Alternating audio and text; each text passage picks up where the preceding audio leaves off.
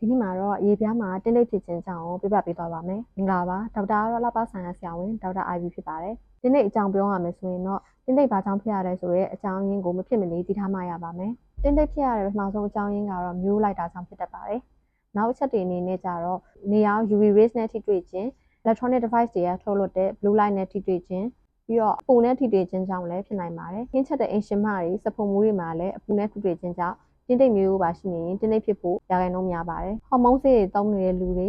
ကိုယ်ဝန်ဆောင်တားဆေးတွေတောင်းနေတဲ့လူတွေမှာလည်းအတွေ့များသလို photosensitive drug လို့ခေါ်တဲ့သားရည်ကိုနေအောင်နဲ့ထိတွေ့တဲ့အခါ sensitive ဖြစ်စေတဲ့ဆေးမျိုးကိုတောက်သုံးနေရတဲ့အခါမျိုးမှာလည်းတင်းတိတ်ဖြစ်တတ်ပါတယ်။နောက်ထပ်တင်းတိတ်ဖြစ်စေတဲ့အကြောင်းရင်းကတော့ skin tone ပေါ့နော်။ skin type 4ပိုင်ဆိုင်ထားတဲ့လူတွေမှာလည်းတင်းတိတ်ရောဂါဖြစ်များတတ်ပါတယ်။နောက်ထပ်အနေနဲ့လေပင်ကြီးရောဂါရှိတဲ့လူတွေမှာလည်းတင်းတိတ်ရောဂါဖြစ်တတ်ပါတယ်။ပြီးတော့အရေပြားမှာအဆိပ်တောက်ဖြစ်စေတဲ့phototoxic ingredient လို့ခေါ်တဲ့ chemical တွေပါတဲ့ cosmetic နဲ့ skin care တွေသုံးမိရင်လည်းရေပြားမှာတင်းတိတ်ဖြစ်တတ်ပါတယ်